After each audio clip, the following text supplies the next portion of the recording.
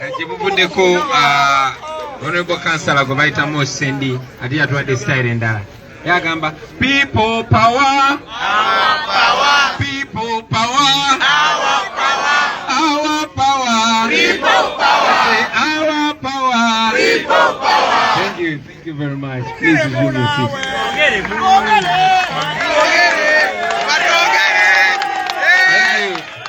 Thank you very much, Right Honorable Leader of Opposition, Honorable Members of Parliament, Division Mayors, Councillors, fellow leaders in different positions. I salute you. The English has largely been spoken and points have been made. So I will not dwell so much in English, especially depending on where we are. However, I want to emphasize, ladies and gentlemen, that today we are unveiling the site for our new headquarters. We thank God for this day. We thank the leaders. I salute the leaders that have been working closely with our Honorable Secretary General, Comrade Nubian Lee, Comrade Nyanzi, our spokesperson and his deputy. But again, I want to salute you, the elected leaders, members of Parliament, mayors, and others for the constant support, for your generous contributions. You have made this possible. Many people were doubting us. They were calling us a wave. So whatever you call us, we want to announce to you that we are here to stay. We started in Kamwokya. We are not leaving Kamwokya. We are only expanding. Yes, I know, understand, President. We told you that this is bigger than Kyagulanyi. This is the people of Uganda. Yes. And we shall give it to the people of Uganda by and by, until the day when we are not renting or when we are not temporary, wherever we will be. We thank God for this day. We thank all of you fellow leaders, but we thank the supporters that have made this possible. Maybe Gambe view airtime oluzungu yaweddeko. Wetuli bwayise bachali baffe mwenna bamama batata kyakabi nnyo nnyo okuba nti tuli ffenna wano leero. Sebo kyamanu ekitundu tweyanze otwaniriza otusonyiwe n'okutusonyiwa enkola yaffe yeeyo yeffe babanda b'owulira.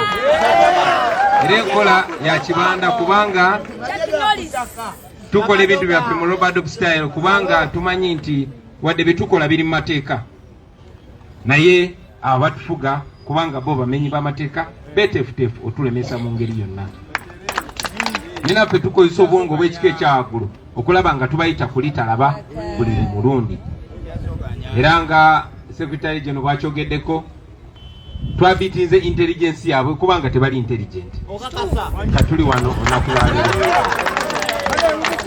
Bannange mwenna abatuwagira mwebale nnyo okubikola. Mwebalire ddala. Bakibagambye nti twandibadde tuteeka ekitebe kyaffe ewantu walala wonna ne tusazeewo kiteeka wano olw'ensonga ez'enjawulo, naye nja kwogerako 3. Ku mpapula wano bagamba nti kino ekifo kiri Makerere-Kavule. So oyo yenna bw'oba bakubuuza nti kati amaka ga NUP, amaka ga people power ge bazimba bagazimba wa, bw'oba oyogera n'abaana abaasoma abaagala ennyo okwesudya bagambe bagazimba Makerere-Kavule. Ne bw'oba oyogera n'abaana ba ghetto bagambe boyi bakitadde bwayise.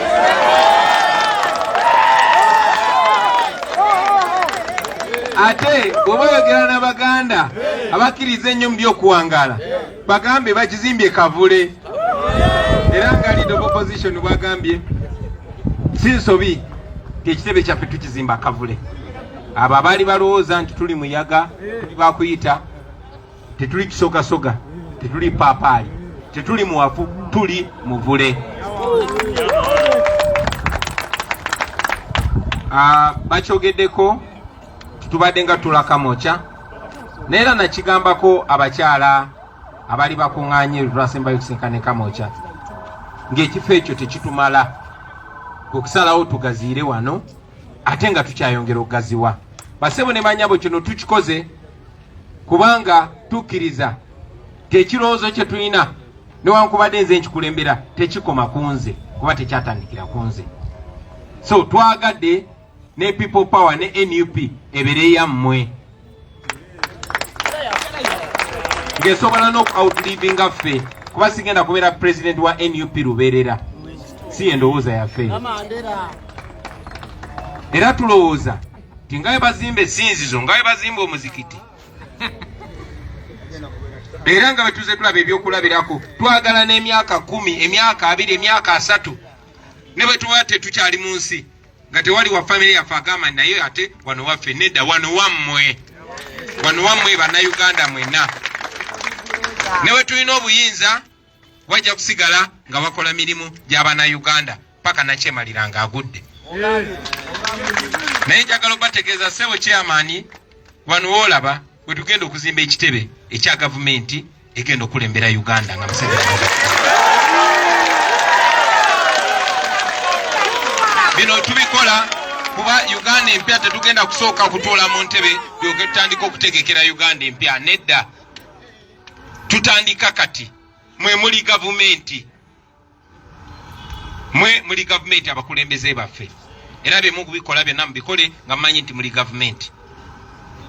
Tutandikira wano kikibiina kyaffe kya mwaka gumu naye nga lopu bwakyogeddeko nti baganda baffe aba NRM emyaka 36 nga babba sente z'omusolo mu 2015 basoloozaako ne sente zaali mu biliyoni nga zaali za kuzimba kitebe kyabwe kyezakoma nze naawe naye Museveni ebweri nkola ye temulina kwewuunya.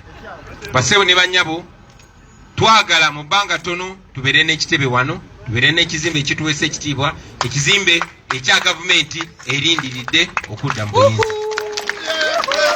Obugambo obwo njagala obeebaza nate, nja kwebaza muganda waffe Comrade Nyanzi chairman amwogeddeko.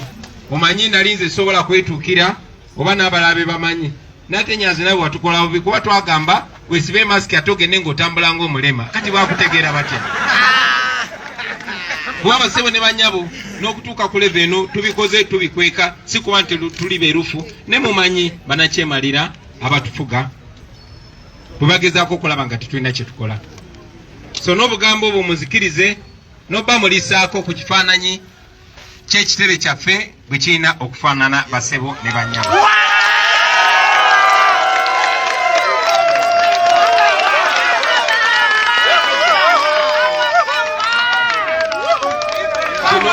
Kigenda kubeera kitebe kyammwe. Nze mbagamba nti ffe tuli bakozi bammwe. Mwe abatulonda ne mutuusa mu bifo bino ye mwe babosi baffe. So please own this.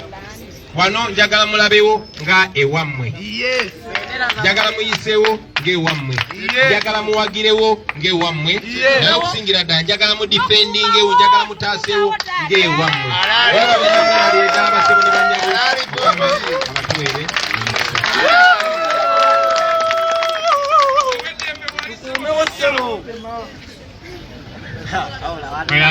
Tweyanzige people power.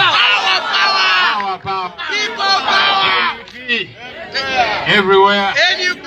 So right away mpita owekitiibwa president n'abakulembeze baffe tugende mpola mpola wali tugenda ku launchinga officially to break ground.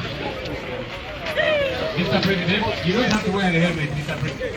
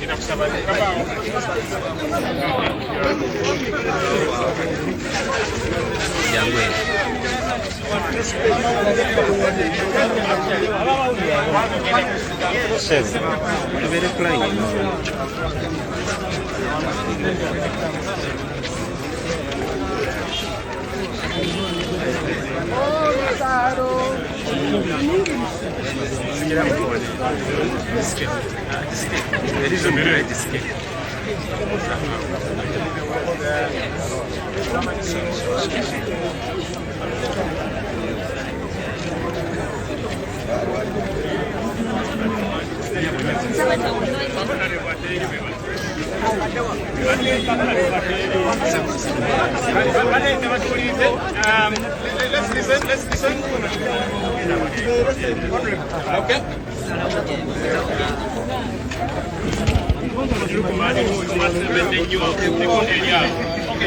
This is what we're going to do. Let's be silent for a second. So, tugenda yimba oluyimba lwaffe olw'olutalo in English, I believe, both languages, as the president unwraps the foundation stone.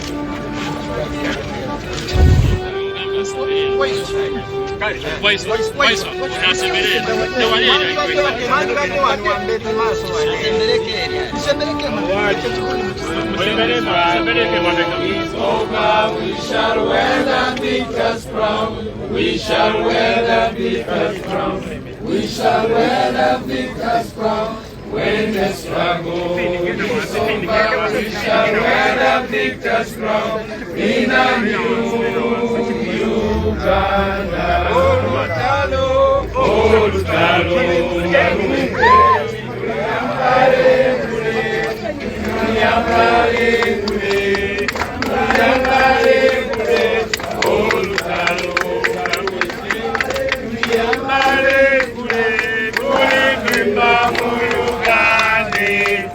people power! Our power! Our power! People power! NUP! Everywhere! Everywhere! NUP! Baba wananyo! Baba wanata!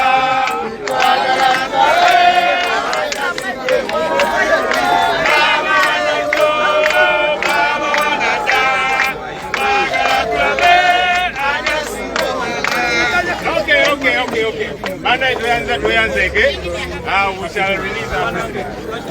Ate president wafajje nga bwalamuki nga tekijja kusoboka buli obusajja nga buyinza tucyankalanya naye kaakati tusimbudde tukoze tutya tusimbudde Sebo Secretary General jangu oyogere eri abantu baffe.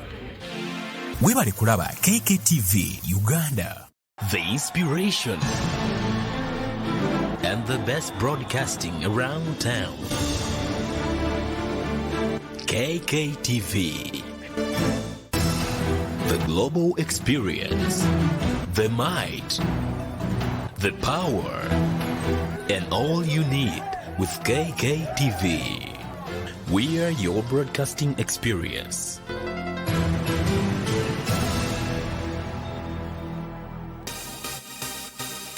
Thank you for subscribing to KKTV. Museveni era nga bwe yakyogedde yayogera n'abantu abalala neffe tetulina kye twogera naye kuba aliwo mu bumenyi bw'amateeka. Ekyokubiri tetwetaaga kwogera naye kuba obuyinza si bubwe, obuyinza bwa bannayuganda. So tetwetaaga kwogera na Mwai Museveni. Ye okwogera n'abantu tayogera ku ngeri ggwanga gye likyuka naye abeera ayagala kwogera naawe kubuuza oyagala ssente meka. Ffe tetugulirirwa. Bakikola okulabisa okulaga nti tolina kyoli. You are watching KKTV.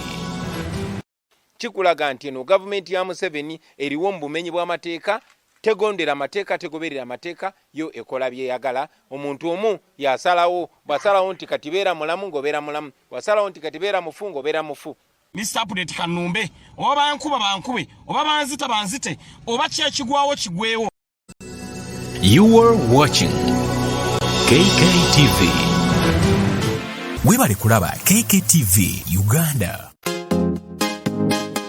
Get informed and updated on issues around you and the globe as well. KKTV. Thank you for subscribing to KKTV.